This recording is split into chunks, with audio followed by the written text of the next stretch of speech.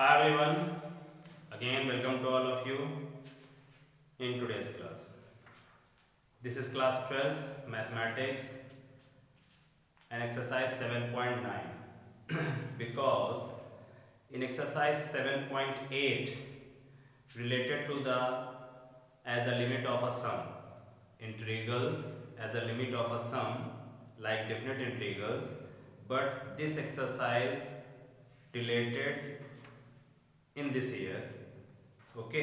तो यहाँ पर हम लोग को कॉन्टिन्यूस फंक्शंस का इंटीग्रल करना होता है एज अ सम के रेस्पेक्ट में। तो जस्ट लाइक इसे डिफरेंशिएशन में फर्स्ट प्रिंसिपल थ्योरी थी, differentiate with respect to X theory थी, तो ठीक उसी तरीके से यहाँ फर्स्ट प्रिंसिपल के थ्रू यहाँ पर as a sum of limit, ठीक है। तो इस तरीके से लिमिट ऑफ अ सम हमारा 7.8 डिलीट हो चुका है। And now come to the point 7.9 exercise definite integral, ठीक। तो हम लोग डेफिनिट इंटीग्रल्स के क्वेश्चंस को स्टार्ट करते हैं क्योंकि ये एक आपका इंपॉर्टेंट टॉपिक है इन द बोर्ड एग्जामिनेशन। तो एक्सरसाइज 7.9 में टेक एनी कॉन्टिन्यूअस फंक्शन, ठीक है। डिफरेंशिएबिलिटी एंड कॉन्टिन्यूटी में हम लोग ने पढ़ा था कॉन्टिन्यूअस एंड डिसकॉन्टिन्यूअस फंक्शन। तो अब हमारे पास क्या है कि कॉन्टिन्यूअस फंक्शंस आएंगे with the help of limits like lower limit and upper limit, जिसको हम लोग क्लोज इंटरवल के नाम से भी रिप्रेजेंट करेंगे। यानी अब आपके पास क्वेश्चन का स्ट्रक्चर होगा I is equal to integral a to b take any continuous function with respect to x, ठीक। तो फाइनली इस चीज का हम एग्जामिन कैसे करेंगे, राइट। तो इसको हम एग्जामिन कैसे करेंगे कि ये हमारा कॉन्टिन्यूअस फंक्शन का लोअर पार्ट हो जाता है और ये अपर पार्ट हो जाता है, ठीक है। तो ये हमारा lower limit and upper limit हो जाती है, ये हमारा कॉन्टिन्यूअस फंक्शन हो जाता है। अब इस कॉन्टिन्यूअस फंक्शन को जब हम लोग x के रेस्पेक्ट में इंटीग्रल कर देते हैं, तो इंटीग्रल करने के बाद सपोज करो कि ये कैपिटल fx का नोटेशन आ जाता है। अगर सिंपली हम लोग इसको कॉपी करेंगे तो वही फंक्शन की पोजीशन ले लेगा, लेकिन हम fx को कैपिटल fx का नाम लेकर के एक स्क्वायर ब्रैकेट के साथ इसकी लिमिट यहाँ सिचुएटेड कर देते हैं और बाद में फाइनली ये जो फंक्शन हमारे पास हो जाता है उसकी लिमिट को हम लोग अप्लाई कर देते हैं। कैसे? fb माइनस fa, तो ये हमारा सोल्यूशन हो जाता है। तो इसकी जो वैल्यूज आती हैं, अभी तक जितने भी इंटीग्रल क्वेश्चंस होते थे हम लोग उस पर एक आर्बिट्री कांस्टेंट का यूज करते थे, बट यहाँ पर ऑलरेडी हम लोगों ने लिमिट को अप्लाई कर दिया, यानी जो कांस्टेंट वैल्यूज मिलती थी हम लोग ने उसको अप्लाई कर दिया। तो अब यहाँ पर हमको सी का कॉन्सेप्ट नहीं देना होगा, क्यों? क्योंकि this is the definite integral, इसीलिए इस पोर्शन का क्या नाम हो गया, डेफिनिट इंटीग्रल, ठीक। तो हम लोग डेफिनिट इंटीग्रल्स के ही टॉपिक को आगे डिस्कस करेंगे और डेफिनिट इंटीग्रल्स के अकॉर्डिंग हम लोग इसका अलजेब्रा प्रोसेस सॉल्व करेंगे, ठीक है। तो अब आते हैं हम लोग अपने टॉपिक पे। तो इन एक्सरसाइज 7.9 में जैसे क्वेश्चन दिया हुआ है, तो हम लोग अपने सारे क्वेश्चंस को एक अलजेब्रिक प्रोसेस के थ्रू ही सॉल्व करेंगे, बट ये है कि उसकी लिमिट को हम लोग अप्लाई कर देंगे। एग्री? आइए,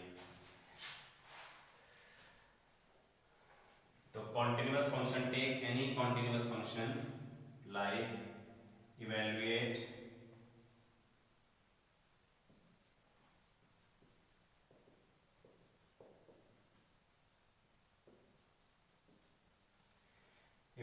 definite integrals I is equal to integral -1 to 1 x plus 1 in bracket dx, okay. तो क्लियर है, इसमें कोई प्रॉब्लम नहीं होनी चाहिए।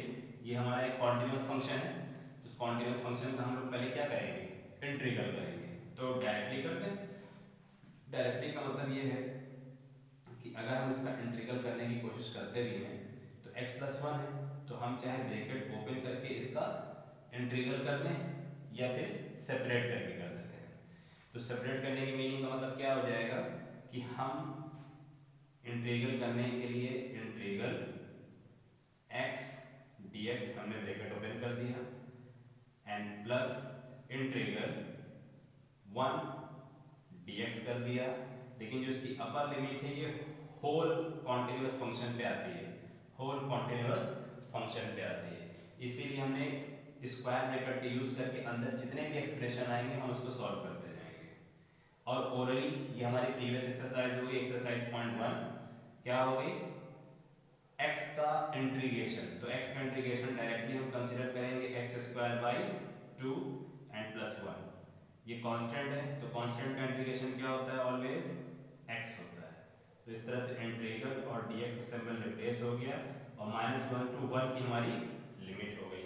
ठीक है, तो अब हम लोग लिमिट को अप्लाई करेंगे। जैसे लिमिट को अप्लाई करेंगे तो अपर माइनस लोअर, तो 1 का स्क्वायर 1/2 प्लस x के प्लेस पे क्या है 1, फिर हम माइनस लगाते हैं।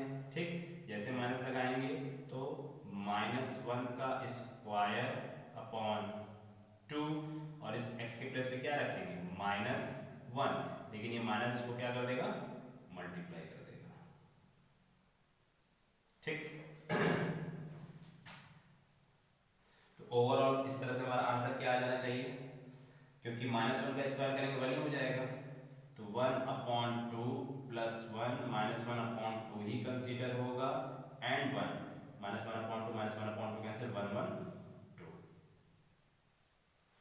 तो अब इसमें आर्बिट्री कांस्टेंट का यूज करने की जरूरत नहीं है क्योंकि सॉलिड आंसर हमारा क्या आ रहा है 2।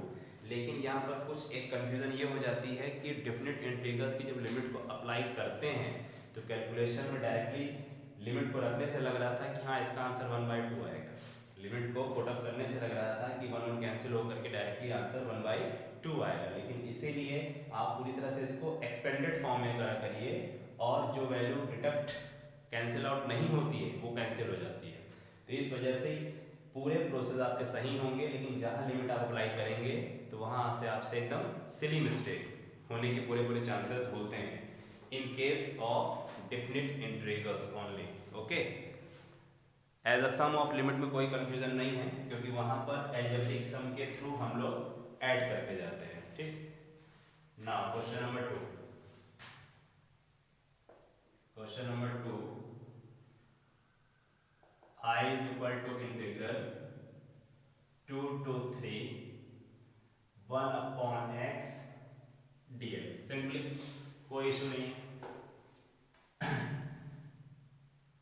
हम log x का इंटीग्रेशन नहीं जानते हैं बट 1 upon x का इंटीग्रेशन जानते हैं, तो सही 1 upon x का इंटीग्रेशन डायरेक्टली अगर हमको करना हो तो कर दें या फिर इस तरह से इसको ऐसे एक्सप्रेस कर दें, इंटीग्रल 1 upon x dx और इनकी लिमिट को अप्लाई करने के लिए 2 to 3 कर देते हैं और इसका सोल्यूशन हम अपने प्रीवियस मेथड के थ्रू कर सकते हैं। 1 upon x का इंटीग्रल क्या होगा, only log x but square bracket 2 to 3। Now apply the limit, तो कैसे करेंगे, x के प्लेस पे ही लिमिट रखेंगे क्योंकि जिसके रिस्पेक्ट में इंटीग्रेशन होता है उसी के रिस्पेक्ट उसकी वैल्यू रहती है और कॉन्टिन्यूअस फंक्शन में सब करते थे at x is equal to 2 at t is equal to 2, तो x के प्लेस पे क्या आ जाएगा log 3 माइनस log 2। तो लॉगरिथमिक प्रॉपर्टीज में जो सब्ट्रैक्शन में होता है उसको किसमें लिखा जाता है, डिवाइड 3/2, तो log 3/2 इसका आंसर हो गया। अब हैबिट के अकॉर्डिंग यहाँ से लिख देना चाहिए था लेकिन नहीं, क्यों, क्योंकि ये ऑलरेडी एक कांस्टेंट वैल्यू, क्या यहाँ पर x आ रहा है, नहीं आ रहा है, इसलिए यहाँ पर कांस्टेंट c को अप्लाई करने की जरूरत नहीं है। Now question number 3, question number 3 में थोड़ा कैलकुलेशन लेंदी है बट फिर भी उसको एक्सप्रेस करके दिया जा रहा है, आप कर सकते हैं। Integration 1 to 2 in bracket 4x³ minus 5x square plus 6x plus 9 and dx। Okay, ये है क्वेश्चन। अब इस एक्सप्रेशंस को अगर हम लोग लिमिट को बाहर रखते हुए करेंगे तो कहीं ना कहीं डाउट हो ही जाएगा। तो हम लोग इसको सिस्टमेटिक वे में ओपन कर देते हैं। कैसे, देखिए, 4 constant integral x cube dx का, -5 constant integral x square dx का, +6 constant integral of x, +9 constant integral of constant. ये मैंने सबका इंटीग्रेशन x के रेस्पेक्ट में कर दिया, बट जो सबसे अपर लिमिट जा रही थी उसको हम लोग ने स्क्वायर ब्रैकेट के बाहर कहाँ रख दिया, 1 से 2 पे कर दिया। ठीक इसी तरीके से अब डायरेक्टली हम लोग ब्रैकेट के अंदर 4 इंटू एक्स क्यूब का integration directly x to the power 4/4 -5 constant into X square का x cube upon 3 +6 constant but x का इंटीग्रेशन एक्स स्क्वायर बाई 2 +9 और कांस्टेंट का इंटीग्रेशन क्या होता है, x। अब इन सारी चीज़ों पे जब आप लिमिट अप्लाई करेंगे तो 4 से 4 कैंसिल, 2 1 जा 2, 2 3 जा कैंसिल, तो एक्सप्रेशन क्या तैयार होता है, x की power 4 -5/3 x cube +3x square +9x 1 to 2। अब जैसे इसमें लिमिट अप्लाई करेंगे x के प्लेस पे हर जगह 2 रखेंगे, फिर माइनस लगा के x के प्लेस पे हर जगह 1 रखेंगे, तो आपका एक अलजेब्रिक कैलकुलेशन आएगा। जब आप उसको सॉल्व करेंगे तो आपको आंसर मिलना चाहिए 64/3। और बहुत ही थोड़ा सीरियस होकर के क्वेश्चन करेंगे तो ही 64/3 एक बार में आएगा, अदरवाइज इस तरह से आगे भी क्वेश्चंस बहुत से मिलेंगे जहां पर डिफरेंट इंटीग्रल में पूरे प्रोसेस सही होते हैं बट लिमिट अप्लाई करने पे आंसर रॉन्ग हो जाता है। ठीक है, तो सिमिलरली क्वेश्चन नंबर 4 ट्रिग्नोमेट्रिकल फॉर्मूले से बेस्ड है। चलिए इसको भी करते हैं। Question number 4, integral 0 to π/4 sin 2x dx। ठीक, तो सिंपली sin 2x, तो मन में हम इसको 2x को t भी लेट कर सकते हैं और 2x को t लेट करके हम लोग इसका इंटीग्रेशन कर सकते हैं, तो फाइनली cos 2x तो बन ही सकता है। ओके, तो cos 2x करने के लिए फिर हम लोग यहाँ पर सपोज कर लेते हैं, नहीं तो डायरेक्टली हम लोग अपनी वैल्यू को पुट कर सकते हैं।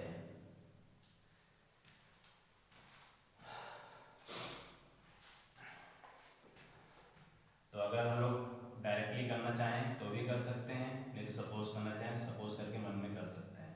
ठीक, करने की मीनिंग क्या हो जाती है, सीधे सीधे कि अगर हमने 2x को t लेट किया है तो यहाँ पर साइड वर्क होगा t = 2x सपोज करते हैं, तो इसका डिफरेंशिएशन होता है dt/dx और 2x का हो जाता है ओनली 2। तो यहाँ से हम इस dx की वैल्यू निकालते हैं। जब dx की वैल्यू निकालेंगे तो dt/2 ऑब्टेन होगा। ठीक, तो अब क्या करते हैं, जैसे हम लोग इसको सॉल्व करेंगे तो यहाँ पर कंडीशन बन जाएगी हमारे पास इंटीग्रल 0 π/4, अभी नहीं कर रहे हैं, हम इसको सब्स्टिट्यूट कर रहे हैं। sin 2x को लेट कर लेंगे t और dx की वैल्यू dt की टर्म में क्या है, dt/2। ओके, अब अकॉर्डिंग टू थ्योरी 1/2 कांस्टेंट है, बाहर कर दीजिए। sin t का dt में इंटीग्रेशन जो होता है cos t होता है, तो आप माइनस साइन लगा करके cos t, t means what 2x, तो 2x रख दीजिए, बट तुरंत स्क्वायर ब्रैकेट में 0 से π/4 की लिमिट को भी रख दीजिए। तो -1/2 हमारी वैल्यू सेफ होगी जो बाहर चल रही है। ठीक, नाउ अप्लाई द लिमिट -1/2, तो स्क्वायर ब्रैकेट में ही लिमिट अप्लाई करेंगे, cos 2 into value of x is π/4 minus cos 2 into value of x is now 0, क्योंकि लोअर लिमिट क्या है, 0 है। -1/2, 2 1 जा 2, 2 2 जा 4 आएगा cos π/2, तो cos π/2 की वैल्यू क्या हो जाएगी, हाँ cos पाई बाई 2, तो cos पाई बाई 2 की वैल्यू क्या हो जाएगी 90 कंसीडर हो जाएगी, तो cos पाई बाई 2 की वैल्यू क्या होती है 0, तो 0 कर दिए जाए, ठीक। और फिर यहाँ पर आ जाएगा 2 0 से 0 cos 0, तो cos 0 की वैल्यू क्या हो जाएगी 1, ओके। -1/2 को 0 से मल्टीप्लाई करेंगे 0, -1/2 को -1 से मल्टीप्लाई करेंगे +1/2, answer, okay. Similarly question number 5 इसी तरह से करेंगे। क्वेश्चन नंबर 6 वेरी सिंपल, क्योंकि e की पावर x का डिफरेंशिएशन भी e की पावर x होता है और इंटीग्रेशन भी e की पावर x होता है। And now question number 7 0 to pi by 4 tan x, ठीक। इस पे आते हैं।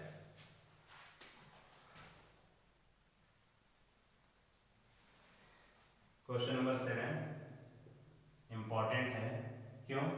क्योंकि यहाँ पे tan x, क्योंकि आप sec स्क्वायर x का इंटीग्रेशन जानते हैं, क्यों? क्योंकि tan x का डिफरेंशिएशन जानते हैं, इसीलिए sec स्क्वायर x का इंटीग्रेशन आप tan x में कन्वर्ट कर देते हैं और tan x का डिफरेंशिएशन sec स्क्वायर में कन्वर्ट कर देते हैं। बट यहाँ पर tan x है, तो कहीं ना कहीं tan का कुछ स्पेशल केसेस के फॉर्मूले लगेंगे जिससे आप उसका इंटीग्रेशन कर पाएंगे।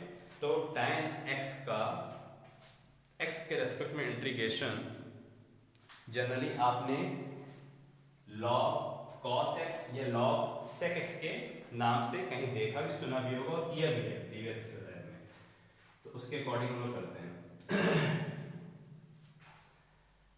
Integral 0 to pi by 4 tan x dx, ठीक। तो किया जाए इसको, तो इस पर डायरेक्टली हम लोग क्या करते हैं, tan x का इंटीग्रेशन जो हम लोग करते हैं, तो tan x का इंटीग्रेशन हमारे लिए क्या हो जाता है, डायरेक्टली अगर हम लोग करते हैं तो tan x का इंटीग्रेशन हम लोग माइनस log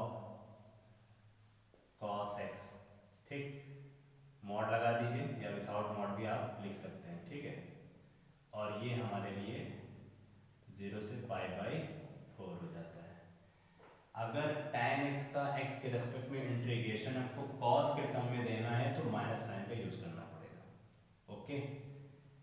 अदरवाइज अगर पॉजिटिव के सेंस में देना है तो log mod sec x के रेस्पेक्ट में देना होगा सिंपली। अब आप फर्दर वैल्यूज पुट कर दीजिए।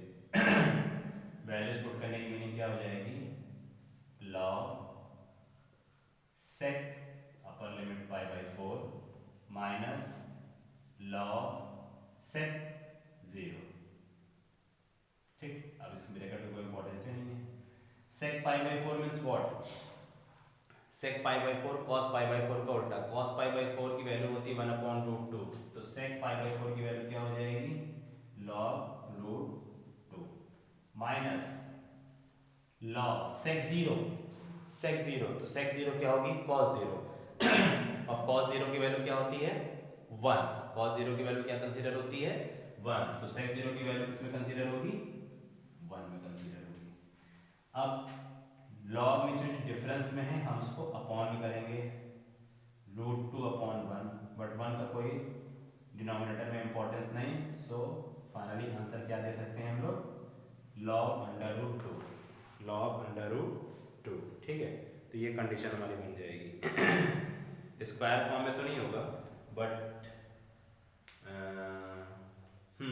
log√2 चेक कर लीजिए आंसर, log√2, ठीक है। तो definite integral exercise very important comparison to all previous exercise, ठीक है। तो इसमें मोस्टली आपके पास 22 क्वेश्चन है और सारे क्वेश्चंस आपके प्रीवियस एक्सरसाइज के फॉर्मूले, सब्स्टिट्यूशन, एलिमिनेशन, ट्रिग्नोमेट्रिकल आइडेंटिटीज की हेल्प से सॉल्व होंगे, ठीक है।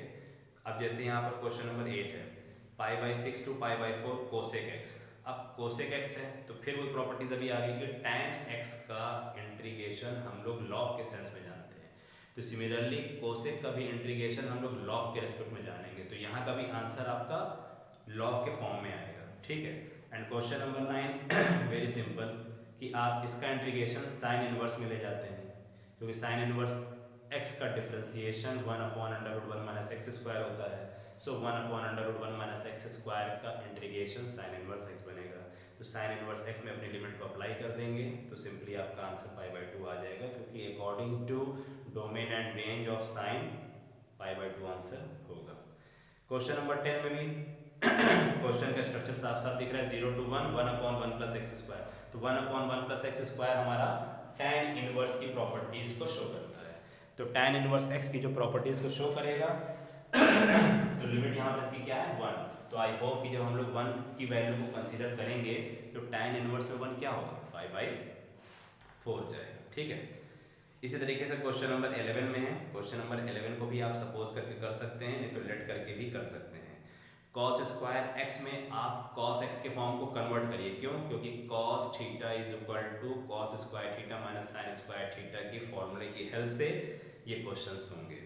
ओके चिल्ड्रन, तो रेस्ट ऑफ द क्वेश्चंस आप अटेम्प्ट करेंगे। नेक्स्ट क्लासेस में हम लोग फर्दर और क्वेश्चंस को करेंगे जो इम्पॉर्टेंट है बाय यूजिंग सब्स्टिट्यूशन। इस तरीके से कोई डाउट क्वेरी होती है तो हमसे पूछिए, अदरवाइज PDF के थ्रू हम बाकी के सॉल्यूशंस आपको भेज देते हैं। ओके चिल्ड्रन, तब तक के लिए थैंक यू सो मच।